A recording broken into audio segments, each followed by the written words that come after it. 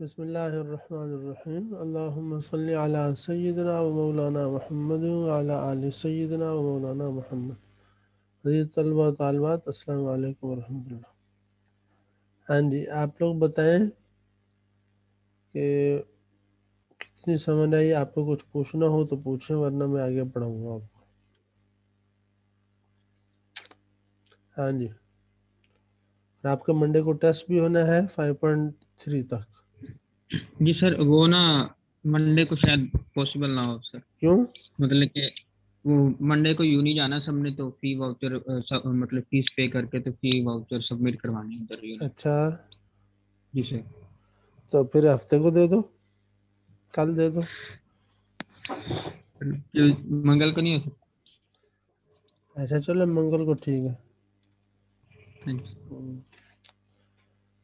अब आप पूछो, आपने पूछना क्या। टेस्ट आपका मंगल को 4.9 से लेके 5.3 तक, और आज का हमने अगला लेक्चर भी पढ़ना है 5.4। हाँ जी, आपको पूछना हो 5.3 तक तो पूछें।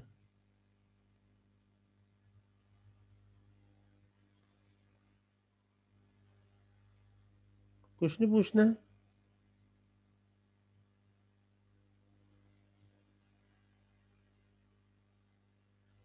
मुझे लगता है कि आप लोगों ने पढ़ा बड़ा नहीं है। वीडियो लेक्चर कितने लोगों ने सुना है? सर 5.2 सुना। 5.2 सुना है? जी सर। तो समझ आ गई 5.2 की? जी सर आई है, लेकिन ये मिड पॉइंट रूल जो एग्जाम्पल 5 है ना, उसमें सर। अच्छा, और बाकी लोग बताओ, आप लोगों को कहाँ कहाँ प्रॉब्लम आया?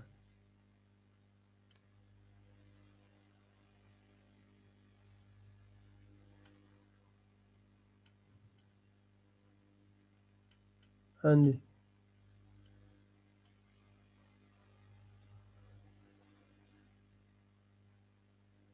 पूछो भाई। चले खैर, अब आप लोगों नहीं पूछेंगे तो मैं ब्रीफली आपको रिव्यू करके मैं आगे जाता हूँ।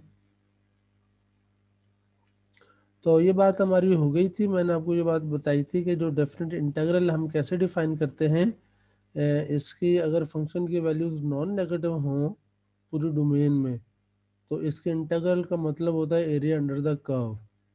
ये definition of a definite integral है। अगर एक फंक्शन किसी इंटरवल ए बी पर डिफाइंड हो, हम उस इंटरवल ए बी को एन छोटे सब इंटरवल्स में डिवाइड करते हैं, सब की विड्थ बराबर हो।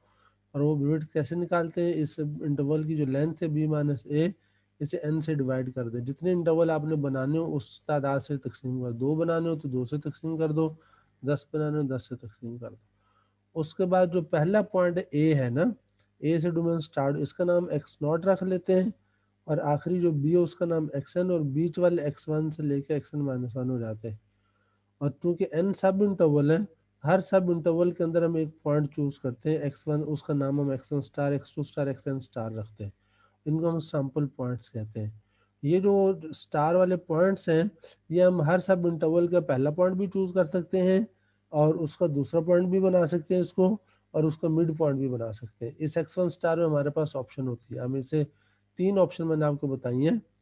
एक्स मतलब पहला इंटरवल है ना, एक्स वन से ले एक्स नॉट से एक्स वन तक, ये जो एक्स वन स्टार ये एक्स नॉट भी हो सकता है, ये x one star x one भी हो सकता है। ठीक है, यानी आपके पास अगर ये एक्स नॉट है,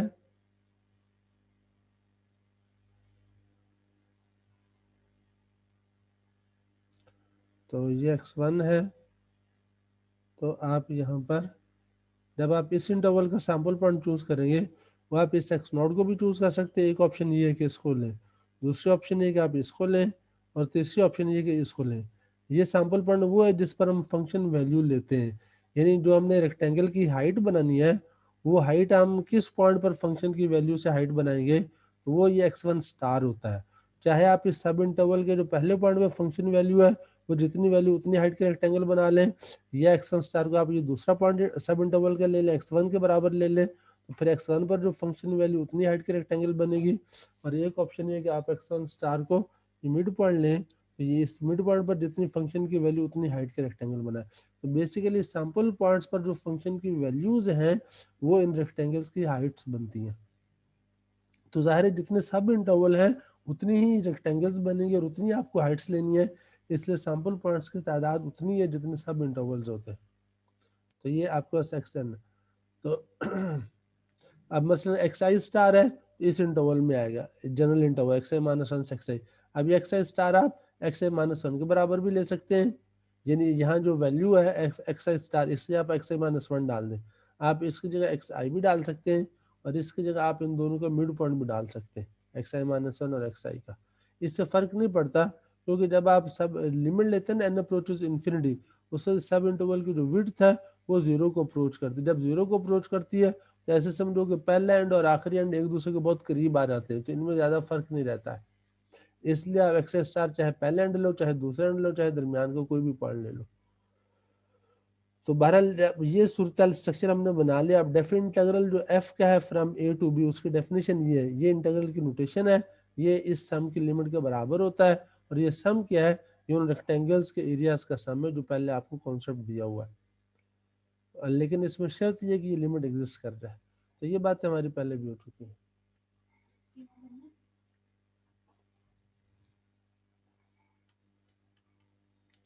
अच्छा, अब इसमें यह है कि ये अपर लिमिट लोअर लिमिट ये सारी चीजें आपको आती हैं। इस सम को, ये जो सम हमने बनाया है इसका नाम है रीमान सम।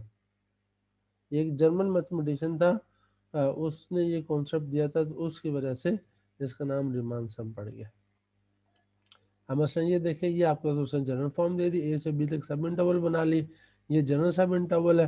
तो एक्स स्टार आप इस यहाँ उसने एक्स स्टार को इस इंटरवल के मिड में लिया हुआ है, तो मिड की हाइट के मुताबिक रेक्टेंगल बन जाएगी। तो जब मिड पॉइंट लेते हैं तो फिर पहले ये था कि या तो ऊपर वाला हिस्सा सारा रेक्टेंगल के बाहर था या सारा नीचे था। अब ये कि आधे एक कोना बाहर है एक कोना अंदर है, अगर आप मिड पॉइंट लेते हो तो मिड पॉइंट बाहर बेहतर अप्रोक्सीमेशन है। अगर ये अंदर से कुछ एरिया छोड़ रहा है अंडर द कर्व का, तो फिर कुछ हिस्सा बाहर से शामिल भी कर रहा है। ठीक है, तो अगर फंक्शन की वैल्यूज नॉन नेगेटिव हो, फंक्शन की वैल्यूज नॉन, ये नॉन नेगेटिव का मतलब क्या है कि कर्व सारी अबव एक्स एक्सिस रहती है जैसे यहाँ पर है। तो ऐसी सूरत में ये जो रीमान सम है ये आपको सम ऑफ एरियाज ऑफ रेक्टेंगल्स देता है। ठीक है, और ये जो सम ऑफ एरियाज ऑफ रेक्टेंगल्स है, और अच्छा ये रीमान सम तो आपको ये रेक्टेंगल्स के एरियाज का सम देता है, और जो एक्चुअल इंटीग्रल है ए से बी एफ एक्स जे, ये actual area under the curve देता है, ये जो शेडेड रीजन है ये बेसिकली इंटीग्रल की वैल्यू है। तो चूंकि ये एरिया फाइनाइट है लिहाजा इस इंटीग्रल की वैल्यू भी फाइनाइट होगी। अच्छा और हम कहते हैं जब हम इस पर लिमिट अप्लाई करेंगे सब इंटरवल इसमें जितने भी उनकी तादाद बढ़ाते जाएं, तो ये जो रेक्टेंगल्स का एरिया है ये एक्चुअल एरिया के करीब होता जाता है। इसलिए फिर हम कहते हैं कि जब number of rectangles approach infinity उसमें जो रिमान सम होगा वो इस एक्चुअल एरिया के बराबर हो जाता है। ठीक है, अच्छा लेकिन ये सारी बातें एरिया वाली जो इंटरप्रिटेशन है डेफिनेट इंटीग्रल की, ये तब है जब फंक्शन वैल्यू सारी नॉन नेगेटिव हो। लेकिन अगर ग्राफ है फंक्शन ऐसा है कि कुछ वैल्यूज पॉजिटिव कुछ नेगेटिव जैसे यहाँ पर है, तो ऐसी सूरत में जाहिर है जब वैल्यूज नेगेटिव हैं, जब आप मसलन यहाँ पर वैल्यू मिड पॉइंट लेंगे तो ये रेक्टेंगल नीचे बनेगी। तो चूंकि फंक्शन वैल्यू नेगेटिव है उसे जब आप विड्थ से मल्टीप्लाई करेंगे तो एरिया एक तरह से नेगेटिव बन के आएगा। तो ऐसी सूरत में आपके पास जब आप इन रेक्टेंगल्स के एरियाज को ऐड करेंगे तो जिस हिस्से में कर्व बिलो एक्स एक्सिस है यहाँ रेक्टेंगल्स का एरिया नेगेटिव साइन से होगा, यहाँ पॉजिटिव साइन से होगा। और जब आप सम अप करेंगे तो उसमें कैंसिलेशन होगी। जब कैंसिलेशन होगी तो वो जो सम आएगा वो आपको एक्चुअली ट्रू एरिया नहीं देगा, क्योंकि actual area between the curve and x axis वो तो ये एरिया भी लो, ये एरिया भी लो, ये एरिया सारे एरिया को ऐड करो तो एरिया तो वो आएगा। लेकिन उस वक्त ये एरिया वाली इंटरप्रिटेशन ये नहीं चलती फिर, अगर फंक्शन की वैल्यूज मिक्स हो, कभी पॉजिटिव कभी नेगेटिव। ठीक है, कहीं पॉजिटिव कहीं नेगेटिव, उस वक्त ये जो सम है ये आपको नेट एरिया तो दे सकता है कि area above the x axis minus area below the x axis, तो वो डिफरेंस आपको ये रीमान सम देता है, और ये इंटीग्रल भी आपको फिर डिफरेंस देगा। इसी वजह से जब आप हाँ तो ये आप यहाँ से देख लीजिए प्लस ये माइनस ये प्लस, इस वजह से अगर आप साइन फंक्शन को इंटीग्रेट करें 0 से 2 पाई तक, तो उसका इंटीग्रल 0 होता है। उसकी वजह क्या है कि जितना एरिया उसका 0 से पाई के दरमियान अबव एक्स एक्सिस है, उतना ही एरिया उसका पाई से 2 पाई के दरमियान बिलो एक्स एक्सिस है। जब आप उनको इंटीग्रेट करते हैं तो वो सम 0 हो जाता है। तो बहरहाल ऐसी सूरत में जो डेफिनेट इंटीग्रल होगा, जब फंक्शन की वैल्यूज पॉजिटिव भी हो नेगेटिव भी हो, तो ऐसी सूरत में जो डेफिनेट इंटीग्रल है वो होगा पॉजिटिव एरिया माइनस ये एरिया जो बिलो द एक्स एक्सिस है। ठीक है। आप जरा एक मिनट होल्ड कीजिए, मेरी कॉल आ रही है।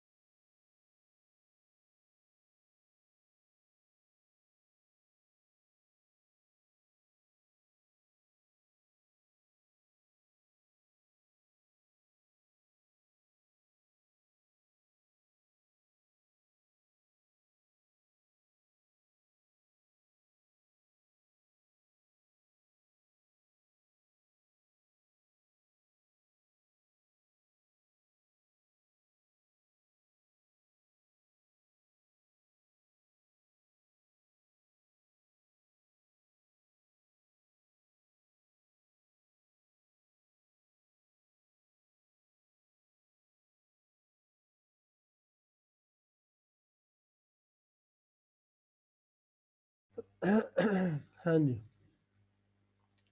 तो ये आपके पास आ गया। ऐसी सूरत में ये आपका जो इंटीग्रल है ये फिर डिफरेंस ऑफ एरियाज देगा। अगर फंक्शन की वैल्यू कहीं पे पॉजिटिव कहीं पे नेगेटिव, फिर ये एरिया अंडर द कर्व नहीं कहलाएगा। ठीक है, जैसे ये आपको सामने से शो, ये पॉजिटिव एरिया, ये पॉजिटिव, ये वाला नेगेटिव हो जाएगा। अच्छा,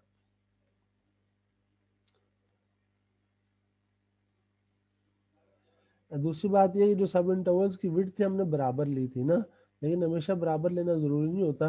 ये आप इनको अनइक्वल विड्थ्स भी ले सकते हैं। यानी पहले रेक्टेंगल की विड्थ डेल्टा एक्स वन, दूसरे की डेल्टा एक्स टू, तीसरे की डेल्टा एक्स थ्री। जब ये मुख्तलिफ विड्थ होगी, पर हर रेक्टेंगल के लिए आप यहाँ पे डेल्टा एक्स आई लगाएंगे। यानी F of x I star उस ith रेक्टेंगल की हाइट हो गई, ये उसकी विड्थ होगी।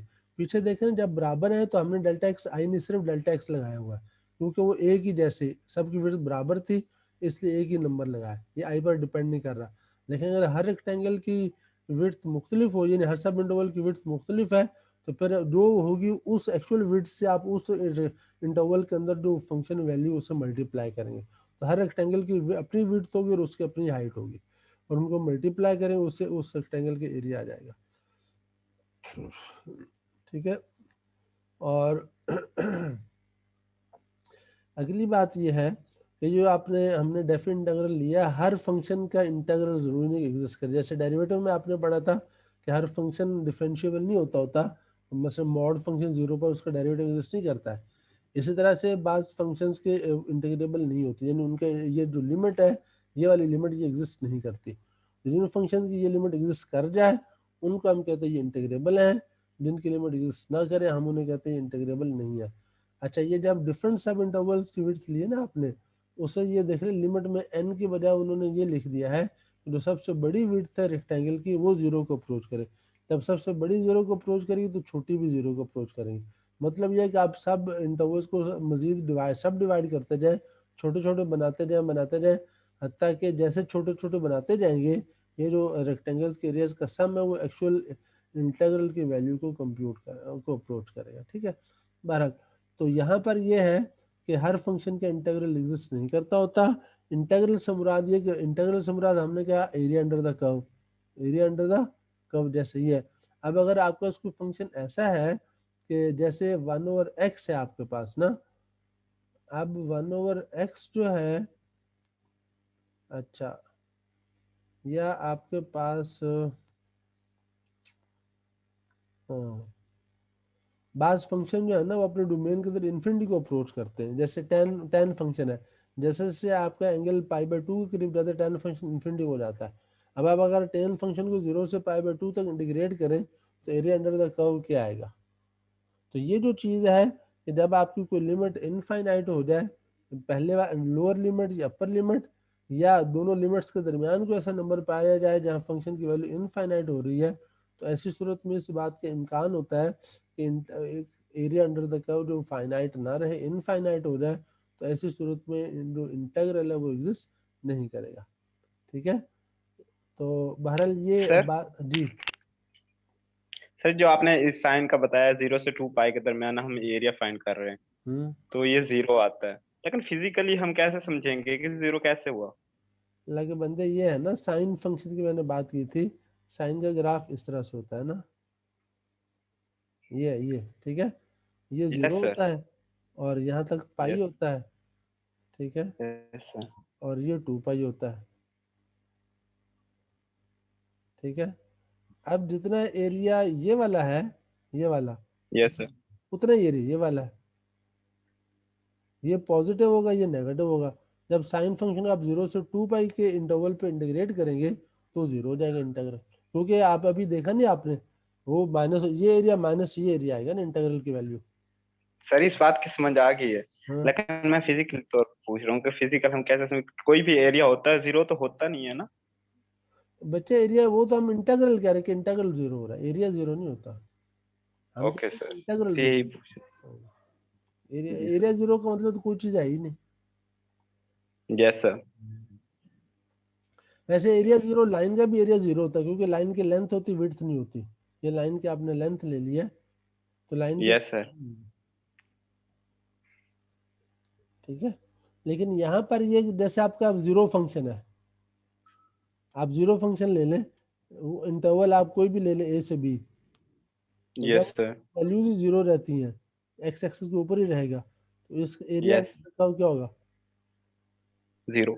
0 हो जाएगा बस। ठीक है, समझ गए? जी सर। अच्छा, अब ये थ्योरम है। अब ये थ्योरम वो बता रहा है, चूंकि अपने पीछे की बात कही कि हर फंक्शन इंटीग्रेबल नहीं होता, तो हम फिर कुछ शराइत देखते हैं, किन शराइत के तहत एक फंक्शन इंटीग्रेबल हो सकता है। तो उसकी शर्त क्या है कि अगर फंक्शन किसी क्लोज इंटरवल पर कंटिन्यूस हो या तो पूरे इंटरवल पे कंटिन्यूस हो, या अगर वो डिसकंटिन्यूस है तो नंबर ऑफ डिसकंटिन्यूटीज जो है उन पे दो शर्तें हैं। एक एक उनकी तादाद फाइनाइट हो, दूसरी उनकी टाइप जंप वाली हो, यानी इनफाइनाइट डिसकंटिन्यूटी ना हो। ये दूसरे लफ्ज में जंप का मतलब ये है कि लेफ्ट हैंड लिमिट भी जहाँ पे डिसकंटिन्यूस है वहाँ लेफ्ट हैंड लिमिट भी एग्जिस्ट करे और राइट हैंड लिमिट भी एग्जिस्ट करे, और बेशक वो बराबर हों या ना, बराबर होंगी तो भी डिसकंटिन्यूटी तो होगी, और बराबर नहीं है तब भी डिसकंटिन्यूटी होगी। ठीक है, तो अगर लिमिट, मतलब ये कि लिमिट यूज करें वैल्यू डिफाइंड हो इंटरवल, लेकिन अब अगर हम ये करें फंक्शन इंटरवल में डिफाइंड है, तो इसका मतलब ये है कि डिफाइंड तो होगा, इट मींस कि उसकी लिमिट एग्जिस्ट नहीं कर रही होगी, जंप डिसकंटिन्यूड होगी, लेफ्ट हैंड लिमिट और होगी, राइट हैंड लिमिट और होगी। अब इस तरह जैसे आपने पढ़ा था वो ग्रेटेस्ट इंटीजर फंक्शन या लीस्ट इंटीजर फंक्शन आपने पढ़ा ना, तो उसका ग्राफ आपने देखा था स्टेप वाइज जंप करता है ना, या हैवी साइड स्टेप फंक्शन आपने पढ़ा, तो उसके अंदर फाइनाइट, उसके अंदर डिसकंटिन्यूटीज आती हैं, और वो जंप डिसकंटिन्यूटीज है। अगर आपका इंटरवल फाइनाइट है तो उन जंप्स की तादाद भी फाइनाइट होगी। तो अब क्या हुआ, या तो फंक्शन पूरे इंटरवल पर पूरा कंटिन्यूस हो, या फंक्शन ऐसा हो कि उसके इंटरवल के अंदर finite number of jump discontinuities है। अगर ये दोनों सूरतों में एक वाला कोई दोनों सूरतें हों तो ये फंक्शन इंटीग्रेबल है, ये वाला भी इंटीग्रेबल होगा और ये वाला भी इंटीग्रेबल होगा। क्योंकि इंटीग्रेबल होने का मतलब हम पहले पढ़ चुके हैं, इसका मतलब होता है area between the curve and the x axis. तो जब फंक्शन ए से बी तक कंटिन्यूस है, इसका मतलब ए पर फाइनाइट वैल्यू से शुरू होगा और बी पर किसी फाइनाइट वैल्यू पे जाकर खत्म हो जाएगा, और दरमियान में भी वैल्यूज फाइनाइट रहेंगी। जब फाइनाइट रहेंगी तो रीजन टू आएगा, कर्व और एक्सेस के दरमियान वो हमेशा फाइनाइट रहेगा। और यहाँ पर भी ये फाइनाइट नंबर ऑफ डिसकंटिन्यूटीज है, तो आप जितनी डिसकंटिन्यूटीज है आप उस कर्व के उतने पीसेस बना लें। मसला अगर मेरे पास एक फंक्शन है इस तरह से, ये यूं जा रहा है और यहाँ उसमें ये जंप आ गया, तो मैं क्या करूंगा, इस एक पीस के नीचे एरिया अलग ले लूंगा, दूसरे पीस के नीचे एरिया अलग ले लूंगा। तो चूंकि दोनों की वैल्यूज फाइनाइट है, दोनों के नीचे एरियाज फाइनाइट होंगे, तो उनको ऐड करूंगा तो टोटल एरिया फाइनाइट ही रहेगा। इस वजह से अगर finite number of jump discontinuities हो तो उससे जो total area under the curve है वो फाइनाइट ही रहता है, और इसका मतलब ये कि फंक्शन इंटीग्रेबल होता है। ठीक है, तो ये बहरहाल उसने आपको अब यहाँ से ये पता चल गया कि अगर आपके सामने कोई फंक्शन दिया हुआ है और वो उनमें से पहली टाइप का या दूसरी टाइप का हो तो आप फौरन कह सकते हैं ये इंटीग्रेबल है। अगर इंटीग्रेबल है तो इसका मतलब है कि उसका इंटीग्रल कंप्यूट किया जा सकता है। अच्छा, और अगली बात यह कि अगर एक फंक्शन इंटीग्रेबल है भी इंटरवल पर तो उसका इंटीग्रल क्या होगा, फिर वो इस लिमिट के बराबर होगा। यानी ये रिमान सम बनाए और उस पर ये लिमिट ले लें। और इसमें जो एक्स आई है वो ए प्लस आई डेल्टा एक्स है। इसका मतलब ये उसने यहाँ पर जो एक्स आई लिया वो दूसरा एंड लिया हुआ है। इस यहाँ पर उसने सेकंड एंड को चूज किया है सैंपल पॉइंट के तौर पर, लेकिन आप इसके अलावा भी ले सकते हैं। सर ऊपर जो आपने कर्व बताई है हाँ डिसकंटिन्यूअस वाली, हाँ, अगर डिसकंटिन्यूअस की एक कर्व पे होल आ जाए, होल तो होल पर स्प्लिट कर दो। ओके सर, हाँ? जैसे मतलब कि जंप एंड पॉइंट पे स्प्लिट। अगर दो कर्व है ना, हाँ जहाँ पे डिसकंटिन्यूअस हो रहा है हाँ, वहां पे होल आ जाए, तो आप स्प्लिट कर दो ना। एंड पॉइंट जो होता है ना उस पे फंक्शन ना भी डिफाइंड हो तो इंटीग्रेशन आप कर सकते हैं। ओके सर, इंटीग्रल ठीक, क्लोज इंटरवल पर भी आ जाते हैं, इंटीग्रल ओपन इंटरवल पर भी आप कर सकते हैं। Okay sir. हम्म? ठीक है। अच्छा, तो ये बातें हो गई। और थ्योरम 4 सर जी फिर रिपीट कर दें एक बार। थ्योरम 4 तो बच्चे यही है ना, अगर फंक्शन इंटीग्रेबल है तो फिर उसका इंटीग्रल किसके बराबर होगा, तो उसके इंटीग्रल की जो डेफिनेशन है वो ये लिमिट है। ये रिमान सम है, उसी तरह से तो लिया और कुछ भी नहीं है। ये रिमान सम है यस सर, और उस पर यस लिमिट सर, अप्लाई कर दे, n अप्रोचेस इंफिनिटी। हाँ यस सर, जी तो सर, आ यही गया चीज़ सर, है जो थैंक पहले की हुई है। अब बाकी ये आप रिमान सम ये लेना कैसे है वो आपको पता है, आप पहले अब कर भी चुके हैं। बेसिकली क्या होता है कि जो फंक्शन का फार्मूला होता है, असल फार्मूला एफ, उस फार्मूले में एक्स की जगह एक्स आई डाल दें और इस सम में रख दें। मसलन ये उसने ये लिया ना, ये चीज़ है। अब इसमें देखिए आप मुझे बता सकते किस फंक्शन का ये इंटेग्रल है। X cube plus x into sine x का इंटेग्रल है, क्योंकि एफ ऑफ एक्स आई ये वाला है ना। ये क्या चीज़ है, एफ ऑफ एक्स आई।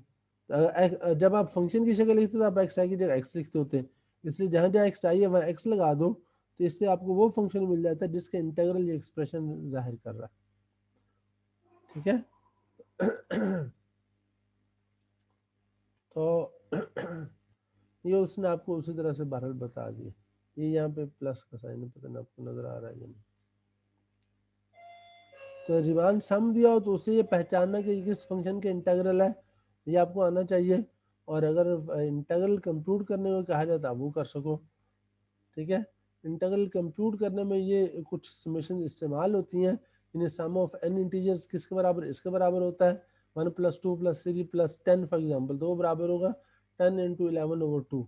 इसी तरह से बाकी sum of squares of N integers ये होता है, sum of cubes of N integers ये होता है।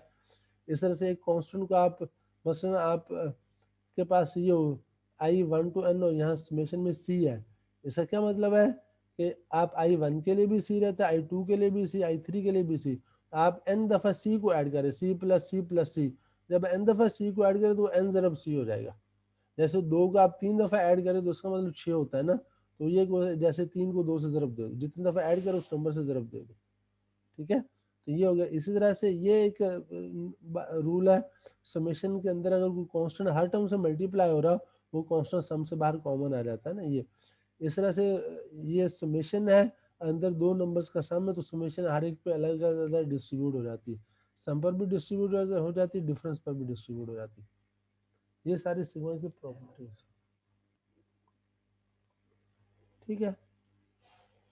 अच्छा, अभी